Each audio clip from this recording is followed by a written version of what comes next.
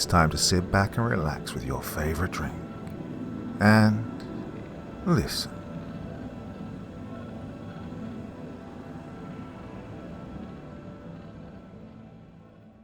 The Earthman's Burden. Denny Olear was playing blackjack when the Colonel's orderly found him. He hastily buttoned his tunic and, in a few minutes, alert and very military, was standing at attention in the little office on the ground floor of the Denver IFP barracks. His swanky blue uniform fitted without a wrinkle. His little round skullcap was perched at the regulation angle. "Olear," said the Colonel. "They're having a little trouble at the Blue River Station, Mercury." "Trouble? Oh," Olear said placidly. The Colonel looked him over. He saw a man past his first youth, 35, possibly 40. Olear was well-knit, sandy-haired, not over 5 feet 6 inches in height. His hair was close-cropped, his features phlegmatic, his eyes a light blue with thick, short, light-colored lashes, his teeth excellent. The scar, dead white on a brown cheekbone, was a reminder of an encounter with one of the numerous saurians of Venus. "I'm sending you," explained the Colonel, "because you're more experienced and not like some of these kids, always spoiling for a fight. There's something strange about this affair. Moronis, factor of the Blue River Post, reports that his assistant has disappeared. Vanished, simply gone. But only 3 months ago, the former factor, Ramonas was his assistant, disappeared too. No hide nor hair of him. Moronis reported to the company, the Mercury and trading concession, and they called me. Something, they think, is definitely rotten." "Oh, yes, sir." "I guess I needn't tell you," the Colonel went on, "that you have to use tact. People don't seem to appreciate the force. What with the lousy politicians begrudging every cent we get, and a bunch of suspicious foreign powers afraid we'll get too good." "Yeah, I know. Tact. That's my motto. No rough stuff." He saluted, turned on his heel. "Hey, just a minute." The Colonel had arisen. He was a fine, ascetic type of man, and he held out his hand. "Goodbye, Olear. You watch yourself." When Olear had taken his matter-of-fact departure, the Colonel ran his fingers through his widening hair. In the past several months, he'd sent 5 of his best men on dangerous missions requiring tact, courage, and, so it seemed, very much luck. And only 2 of the 5 had come back. In those days, the Interplanetary Flying Police did not enjoy the tremendous prestige it does now. The mere presence of a member of the force is enough, in these humdrum days of interplanetary law and order, to quell the most serious disturbance anywhere in the solar system. But it was not always thus. This astounding prestige had to be earned with blood and courage, in many a desperate and lonely battle. It had to be snatched from the dripping jaws of death. Olear checked over his flying ovoid, got his bearings from the port astronomer, set his coordinate navigator, and shoved off. 2 weeks later, he plunged into the thick, misty atmosphere on the dark side of Mercury. Ancient astronomers had long suspected that Mercury always presented the same side to the Sun, though they were ignorant that the little planet had water and air. Its sunward side is a dreary, sterile, hot and hostile desert. Its dark side is warm and humid, and resembles to some extent the better-known jungles and swamps of Venus. But it has a favored belt, some hundreds of miles wide, around its equator, where the enormous sun stays perpetually in one spot on the horizon. Sunward is the blinding glare of the desert. On the dark side, enormous banks of lowering clouds. On the dark margin of this belt are the ring storms, violent thunderstorms that never cease. They are the source of the mighty rivers which irrigate the tropical habitable belt and plunge out, boiling, far into the desert. Olear's little ship passed through the ring storms, and he didn't take over the controls until he recognized the familiar mark of the trading company, a blue comet on the aluminum roof of one of the larger buildings. Visibility was good that day, but despite the unusual clarity of the atmosphere, there was a suggestion of the sinister about the lifeless scene. The vast, irresistible river, the riotously coloured jungle roof. The vastness of nature dwarfed man's puny work. One horizon flashed incessantly with livid lightning, the other was one blinding blaze of the nearby sun, and almost lost below in the savage landscape was man's symbol of possession, a few metal sheds in a clear, fenced space of a few acres. Olear cautiously checked speed, skimmed over the turbid surface of the great river, and set her down on the ground within the compound. With his pencil-like ray tube in his hand, he stepped out of the hatchway. A Mercurian native came out of the residence, his hands together in the peace sign. For the benefit of Earth lubbers whose only knowledge of Mercury is derived from the teleview screen, it should be explained that Mercurians are not human, even if they do slightly resemble us. They hatch from eggs, pass one life phase as frog-like creatures in their rivers, and in the adult stage turn more human in appearance. But their skin remains green and fish belly white. There's no hair on their warty heads, and their eyes have no lids, and have a particular dead, staring look when they sleep, and they carry a peculiar, fishy odour with them at all times. This Mercurian looked at Olear seemingly without interest. "Where's Moronis?" the officer inquired. "Moronis," the native piped in English. "Inside. He's busy." "All right, I'm coming in." "He's busy?" "Yeah, move over." Though the native was a good 6 inches taller than Olear, he stepped aside when the officer pushed him. Men and Mercurians had a way of doing that when they looked into those colourless eyes. They were not as phlegmatic as the face. Moronis was sitting in his office. "Well, I'm here," Olear announced, helping himself to a chair. "Yes," he said sourly. "Who invited you?" Olear looked at the factor levelly, appraising him. A big, fat man, but the fat was well distributed.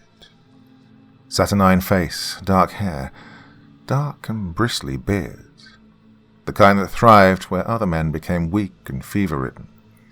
Also, to judge by his present appearance, an unpleasant companion and a nasty enemy. "Well, I don't see what difference it makes to you," Olear answered in his own good time. "But the company invited me." "Ah, they would," Moronis growled. His eyes flickered to the door, and, quick as a cat, Olear leapt to one side, his ray pencil in his hand. Moronis hadn't moved. In the door stood the native, motionless and without expression. Moronis laughed nastily. "Kind of jumpy, eh? What is it, Nargil?" Nargil burst into a burbling succession of native phrases, which Olear had some difficulty following. Nargil wants you to move your ship into one of the sheds, but the activator key's gone." "Yeah, I know," Olear assented casually. "I've got it. Leave the ship until I get ready, and I'll put it away. Right, get out, Nargil." The native hesitated. Then, on the lift of Moroni's eyebrows, he departed. Olear shifted a chair so that he could watch both Moroni's and the door. He reopened the conversation easily. "Well, we understand each other. You don't want me here, I'm here. So what are you going to do about it?" Moronis flushed. He struggled to keep his temper down. "What do you want to know?" "What happened to the factor who was here before you?" "I don't know. The Translucian wasn't coming in like it should. Samus went out into the jungle for a palaver with the chiefs to find out why, and didn't come back." "You didn't find out where he went?" "I just told you," Moronis said impatiently. "He went out to see the native chiefs." "Alone?" "Of course alone. There are only 2 of us Earthmen here. Well, couldn't abandon this post to the Wogglies, could we? Not that it'd make much difference. Well, Except for Nargil, none'll come near. And, you never heard of him again? No, damn it, no! Say, didn't they have any dumber strappers around than you? I told you once, and I'll tell you again. I never saw hide nor hair of him after that. All right. Olear regarded Moronis placidly. So you took the job of factor and radioed for an assistant. And when the assistant came, he disappeared too. Moronis grunted. He went out to get acquainted with the country and didn't come back. Olear masked his close scrutiny of the factor under his idle and expressionless gaze. He wasn't ready to jump to the conclusion that Moronis' uneasiness sprang from a sense of guilt. Well, guilty or not, he had a right to feel uneasy. The man would be dense indeed if he didn't realize he was in line for suspicion, and he didn't look dense. Indeed, he was obviously a shrewd character. Let me see your Lucine. Moronis rose. Despite his bulk, he stepped nimbly. He had the nimbleness of a Saturnian bear, which is great, as some of the earlier explorers learned to their dismay. That's the first sensible question you've asked, Moronis snorted. Take a look at our Lucine. Have a good look. He led the way across the compound, waved his hand before the door of a strongly built shed in a swift, definite combination, and the door opened, revealing the interior. He waved him in invitingly. Well, you go first, Olear said. With a sneer, Moronis stepped in. You're safe, boy, you're safe. Olear looked at the small pile on the floor in astonishment. Instead of the beautiful, semi-transparent chips of translucine, the dried sap of a Mercurian tree which is invaluable to the world as the source of an unfailing cancer cure, well, there were only a few dirty, dried-up shavings, hardly worth shipping back to Earth for refining. The full significance of the affair began to dawn on the officer. The translucine trees grew only in this favored section of Mercury, and the Earth Company had a monopoly on the entire supply. Justly, for only Earth was cancer known, and it was on the increase. That small, almost useless pile on the floor connoted a terrible drug famine for the human race. Moronis' smile might have been a grin of satisfaction at Olear's question. Is that all you've brought since the last freighter was here? It is, he replied. The last load went off 6 months ago, and this here shed should be full to the eaves. There'll be hell to pay. Well, it may not be tactful, Olear remarked, but if you've got your takings cached away somewhere to hold up the Earth for a big ransom, you'd better come across right now.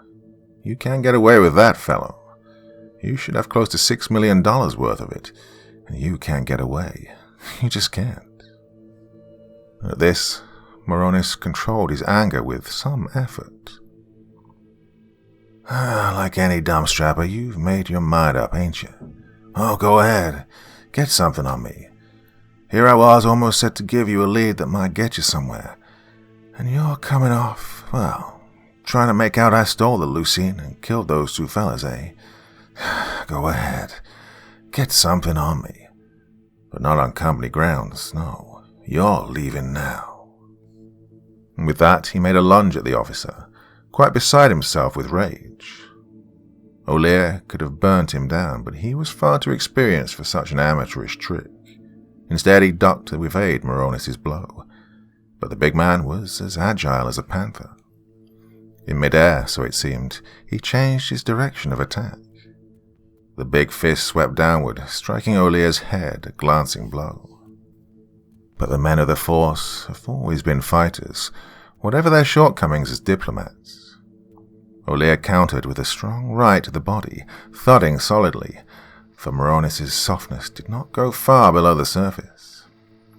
The factor whirled instantly, but not quite fast enough to bar the door. Olear was out and inside his ship in a few seconds, slamming the hatch. Tact, he grinned to himself, inserting the activator key. Tact is what a fellow needs. The little space flyer shot aloft until the tiny figure of the factor stopped shaking its fist and entered the residence. The post had a flyer of its own, of course, but Morones was too wise to use it in pursuit. Olear considered what was best to do. Well, of course, he could have placed Morones under arrest. Still could, but that wouldn't solve the mystery of the two deaths and the missing Lucine. If the choleric factor was really guilty of the crimes, it'd be better to let him go his way in the hope that he'd betray himself. Olear regretted that he'd not kept his tongue under closer curb, but there was no use regretting. Perhaps, after all, he ought to turn back to Pump Morones for some helpful information. His mind made up, he descended again until he was hovering a few feet from the ground. "Morones," he called. "Morones." He held the hatch open. Morones came to the door of the residence. He had a tube in his hand, a long-range weapon. "Morones," Olear declared pompously, "I place you under arrest." Well, the effect was instantaneous. Morones lifted the tube, and a glimmering, iridescent beam sprang out. The ship was up and away in a second, lurching and shivering uncomfortably every time the beam struck it in its upward flight. A good few seconds continued impingement, but a miss is as good as a light year. Miles high, Olear looked into his telens. Morones had laid aside his tube and was working with an instrument like a twin transit, plotting the ship's course naturally. Olear set his course for the Earth, and kept on it for a good 24 hours. Morones, if he was still watching him, would think he'd gone back for reinforcements. Of course, such an assumption would be incredible now, but that was before the IFP had achieved its present tremendous reputation. Beyond observation range, Olear curved back toward Mercury again, and was almost inside its atmosphere when he made a discovery that caused him to lose for a moment his natural indifference, and to clamp his jaws in anger. The current oxygen tank had become empty, and when he removed it from the rack and put in a new one, he found that someone had let out all of his essential gas. The valve of every one of his spare tanks had been opened. Had Olear actually continued on his way to Earth, he would have perished miserably of suffocation long before he could have returned to the Mercurian atmosphere. The officer whistled tunelessly through his teeth as he considered this fact.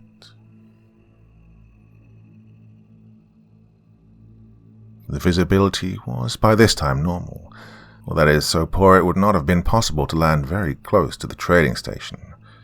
But Olear was taking no chances, and came down a good 3 Earth miles away. The egg-shaped hull sank through the glossy, brilliant treetops, through twisted vines, and was buried in the dank gloom of the jungle. Here it might remain hidden for 100 years. The twilight of the jungle was almost darkness. There were no landmarks, but Olear made a few small inconspicuous marks on the trees with his knife until he came to an outcropping of rock. He'd noticed the scar-like white of its slashing through the jungle from the air, and used it as a guide to direct his stealthy return to the trading post. His belt chronometer told him it would be about time for Morones to get up from his night's sleep. A little discreet observation might tell much. Long before he reached the compound, Olear heard the rushing of the great blue river in its headlong plunge to the corrosive heat of the desert, and then, through the mists, he glimpsed the white metal walls of the company sheds. He climbed a tree and for a long time watched patiently, lying prone on a limb. Blood-sucking insects tortured him, and flat tree lice resembling discs with legs crawled over him inquisitively. Olear tolerated them with stoic indifference until at last his patience was rewarded. Morones was coming out of the compound. He was alone and obviously did not suspect that he was being watched, for he stepped out briskly. Once in the jungle, he walked even faster, watching out warily for the panther-like carnivora that were the most dangerous to man on Mercury. Olear shinned to the ground and followed cautiously. Morones had his ray tube with him, as any traveler in these jungles should. Olear could and did draw fast, but a dead trader would be valueless to him in this investigation. so he stalked him with every faculty strained to maintain complete silence. Often, in occasional clearings where the brown darkness grew less, he had to grovel on the slimy ground, picking up large bacteria that could be seen with the naked eye, and which left tiny, festering red marks on his skin. The trader seemed to be heading for the higher ground, for the path led ever upward, though not far from the tossing waters of the river. And then, suddenly, he disappeared. Olear didn't immediately hurry after him.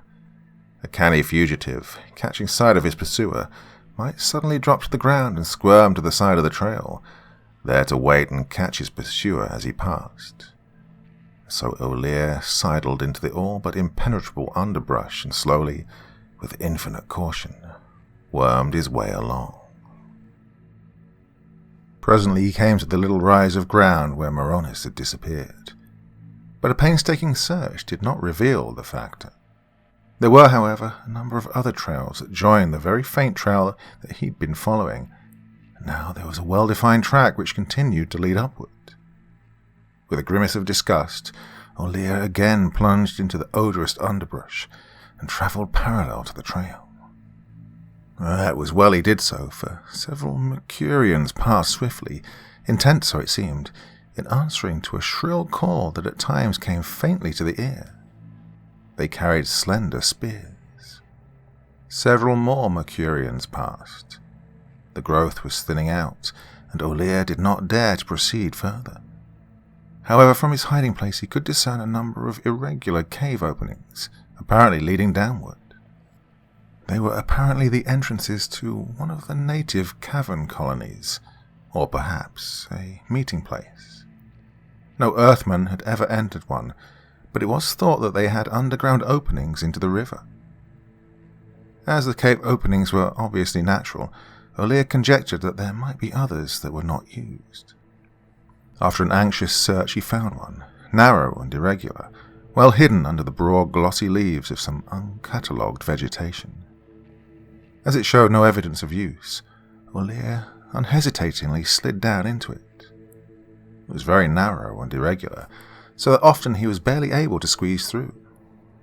The roots of trees choked the passage for a dozen feet or so, requiring the vigorous use of a knife.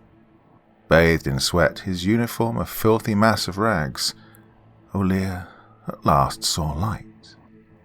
The passage ended abruptly near the roof of a large natural cavern. Lights glistened on stalactites which cut off Olear's larger view, and voices came from below. By craning his neck, the officer could look between the pendant icicles of rock and see a fire burning on a huge oblong block of stone. Figures were sitting on the floor around this block, hundreds of Mercurians. The leaping flames made their white and green faces and bodies look frog-like and less human than usual. But the figure that dominated the whole assemblage, both by its own hugeness and the magnetic power that flowed from it, was not of Mercury, but of Pluto. For the benefit of those who have never seen a stuffed Plutonian in our museums, and they are very rare, let me refer you to the pious books still to be found in ancient library collections. The ancients personified their fears and hates in a being they called the Devil. The resemblance between the devil of their imagination and a Plutonian is really astounding. Horns, hooves, tail, almost to the smallest detail, the resemblance is clearly there. Philosophers have written books on the coincidence in appearance of the ancient devil and the modern decadent Plutonians.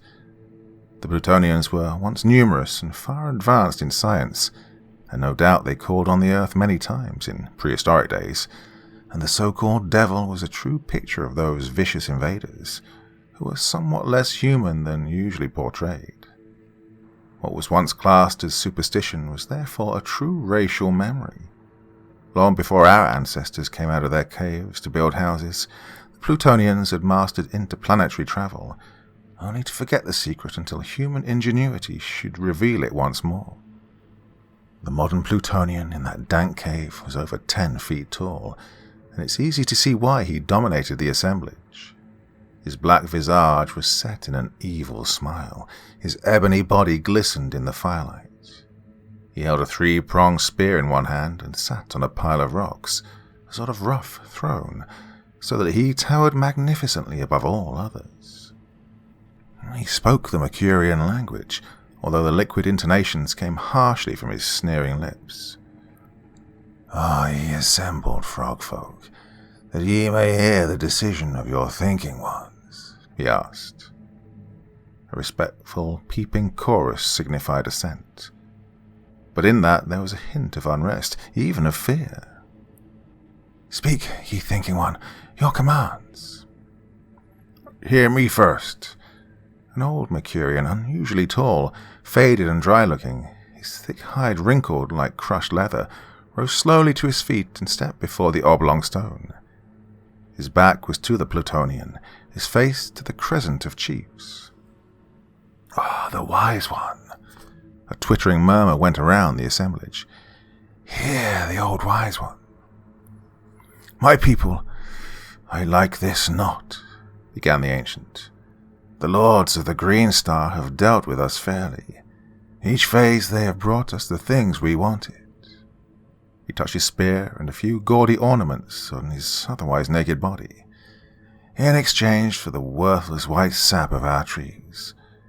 If we longer offend the lords of the Green Star—" A raucous laugh interrupted the Mercurian's feeble voice, and it echoed eerily from the walls of the chamber.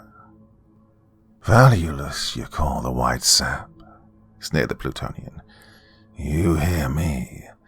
That sap you call valueless is dearer than life itself to the lords of the Green Star, for they are afflicted in great numbers with a stinking death they call cancer.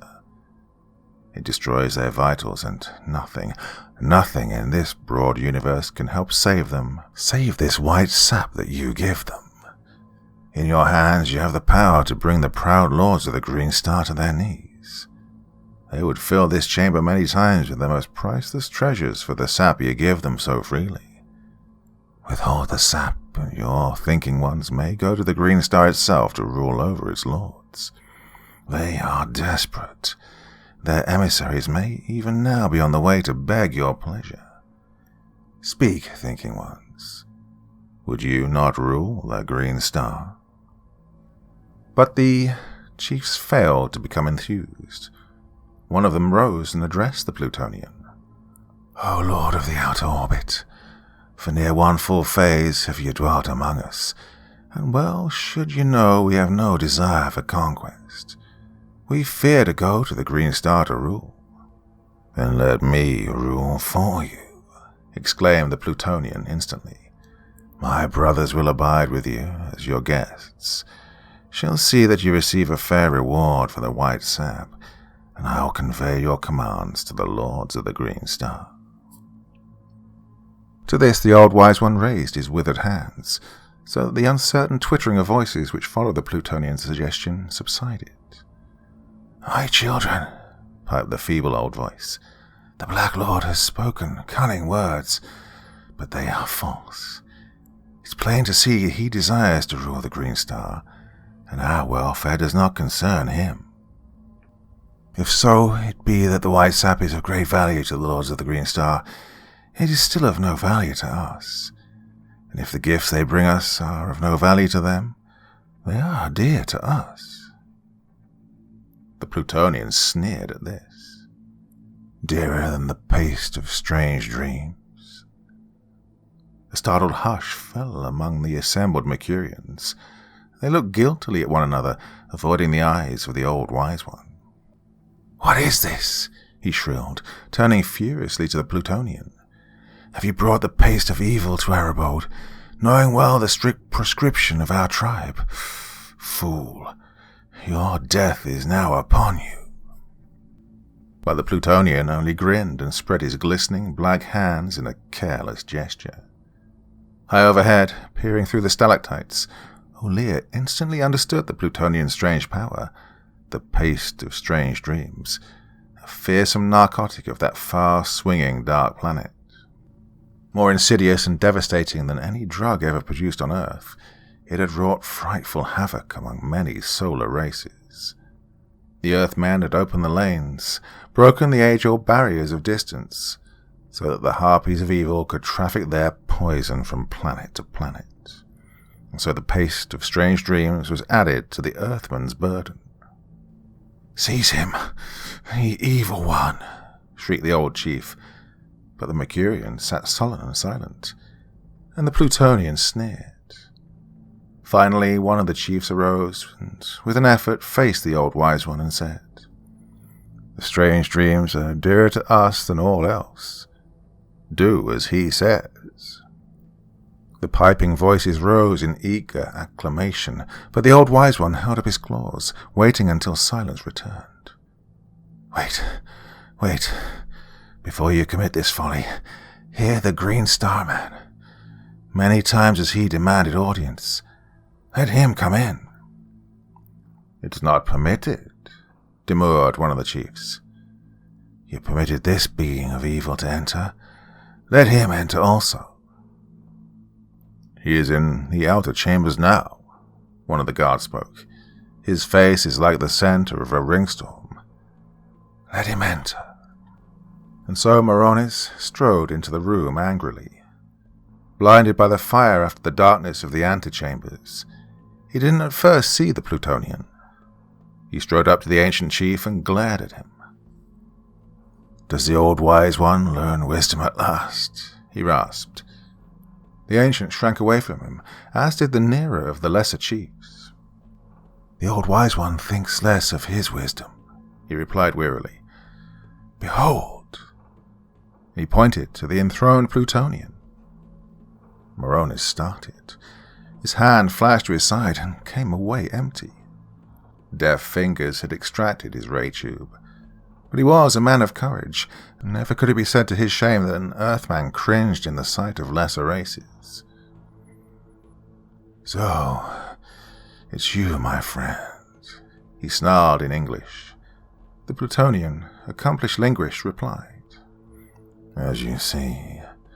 Oh, you don't look very happy, Mr. Moronis." Moronis regarded him impassively, his eyes frosty.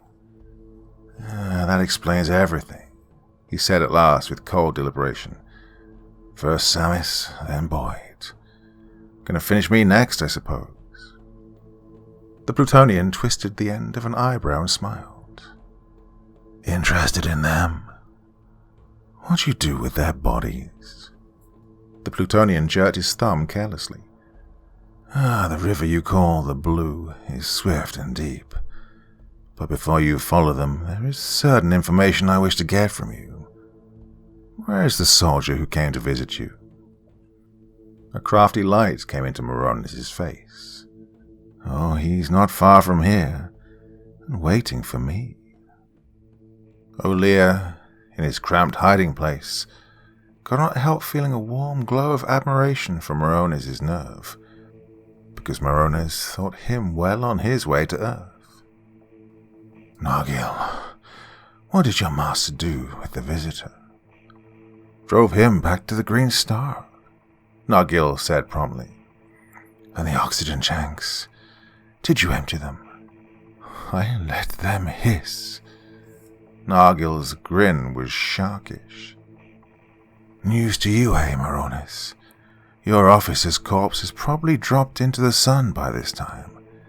Tell me, why did you drive him off?" Moronis sagged perceptibly. To gain a little more time, he said truthfully, "I knew I should be blamed and ruined for life. I didn't know you were here, damn you. I hope to get this mess with the natives straightened up before he'd come back with reinforcements." "Yes, well, you owe some months of life already. Your presence here has been more or less embarrassing, but I had to let you live or I'd have the whole IFP here to investigate. Now that you've failed in keeping them from getting interested, you may do me one more service." The black giant then grinned. "I often wondered at the Earthman's prestige all over the solar system. Even tonight, soft and helpless as you are, these natives fear you. You will, therefore, be an object lesson in the helplessness of Earthman. Moronis was pale but courageous. With contempt in every line of him, he watched some of the less frightened chiefs, at the command of the Plutonian, push aside some of the blazing blocks of fungus on the stone to make room for his body. At last he raised his hand. "Frogfolk," he cried, "if you do this thing, the Lords of the Green Star will come. They'll come with fires hotter than the sun, and they'll blast your rivers with a power greater than the thunder of the ringstorms. They'll fill your caves with a purple smoke that turns your bones to water." Shrill cries of fear almost drowned out his words. All the Mercurians had seen evidence of the dreadful power of the Earthmen. They began milling around, and then stood rooted by the roar of the Plutonian's voice. "Lies, all lies," he bellowed. "See, they are weak as eglets." He stepped down, picked Moronis up by one shoulder, and held him dangling high over the heads of all. Moronis clawed and tore at the brawny arm, but he made a ludicrous picture. Soon the simple natives made a sniffling sound of mirth, and the Plutonian, satisfied at last, set him down again. "He tells the truth," the old wise one had climbed to the top of the stone block. "The Lords of the Green Star have their power not in their bodies, but it is great. It's greater far than the frogfolk. It's greater than the Lords of the Outer Orbit. Oh, they will come, even as the surly one has said, and great shall be our sorrow. It's not too late yet. Release him and deliver to him the white sap. Seize this evil one." And so the feeble, fickle minds were being swayed again. In a gust of impatience, the Plutonian stepped down, seized the aged chief's skinny body in his great black hands, and snapped him in two. There was a rough tearing of cords and tissue, and the two halves fell into the fire. For an instant the Mercurians were stunned.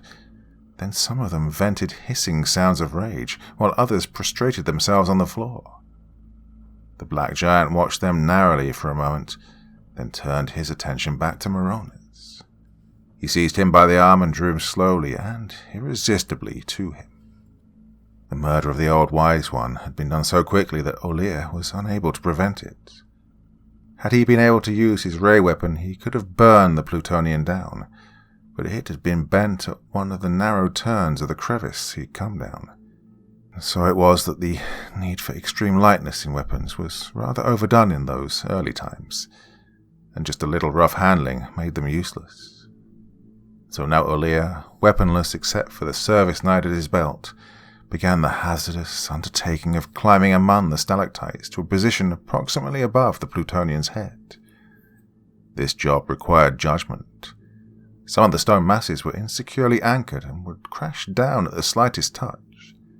Some were spaced so closely together he couldn't get between them, but others were so far apart it was difficult to get from one to another.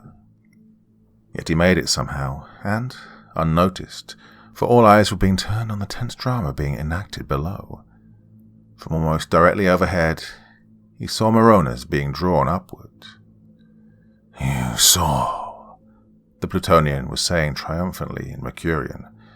"You saw me unmake your old fool. Now you'll see that a Lord of the Green Star is even softer, even weaker." Moronis, in that pitiless grasp, turned his face to the hateful, grinning visage above him. In his last extremity, he was still angry. "You devil!" Moronis shouted. "You may murder me, but they'll get you. They will get you." "Who'll get me?" The Plutonian purred silkily, deferring the pleasure of the kill for another moment. Moronis was having trouble with his breathing. His face was red, lolling from side to side. His eyes rolled in agony. But suddenly, he saw Olear. Unbelieving, he relaxed. "Oh, I'm seeing things," he breathed. "Who'll get me?" persisted the Plutonian, applying a little more pleasure. "The IFP," Moronis gasped. "Oh, you little son of a—" Olear thought, and then he jumped. He landed astraddle the neck of the Plutonian, which was almost like forking a horse. One brawny arm seized a horn, the other, with a lightning-swift dart, brought the point of the long service knife to the pulsating black throat. "Put him down," Olear spoke in the great pointed ear. "Easy now." Back on his feet, Moronis began bellowing at the Mercurians. Utterly demoralized, they fled pell-mell. But Moronis came back and said, "Oh, nothing to tie him up with?" "That's all right," Olear replied, studiously keeping the knife point at exactly the right place. "I'll ride him in. Now you get going and be tactful when you go through the door, or this sticker of mine might slip." With extreme care, the Plutonian did exactly as Olear had ordered him to. It was necessary to radio for one of the larger patrol ships to take Olear's enormous prisoner back to Earth for his trial. The officer testified, of course, and the Plutonian was duly sentenced to death for the murder of the old Mercurian. Execution by dehydration was decreed, so that the body would be uninjured for scientific study, and today it's considered one of the finest specimens extant. In his testimony, however, Olear so minimized his own connection with the case that he received no public recognition. It wasn't until some months afterward, when Moronis, on leave, rode back with a shipload of translucine, that the whole story came out, emphatically and profanely. Olear finally consented to speak a few words for the Telephoto News Corporation, and as he stepped off the little platform, deferential hands tried to push him back. "You haven't told them who you are," protested the announcer. "Give them your name and rank." They don't have to do that," Olear rejoined, keeping on going. "They know it's one of the Force, and that's all they have to know. And besides, there's a blackjack game going on, and I'm losing money every minute I'm out of it."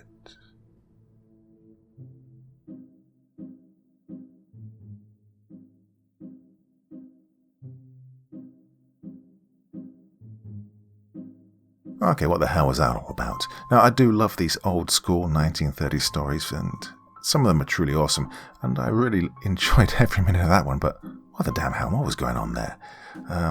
Well, I think we just discovered Pluto around the time that story was written, so why not have a Plutonian in on the scene, eh? Well, that's it for my Friday evening's entertainment for you all. I hope you enjoyed that one. I thought that was a lot of fun. Back again probably Monday. I'm going away for the weekend. I'm going to Antwerp in Belgium. First time ever I visited there, so should be a lot of fun. I'll share some photos with you if you'd like. Yeah? All right then. Okay, so back again probably on Monday.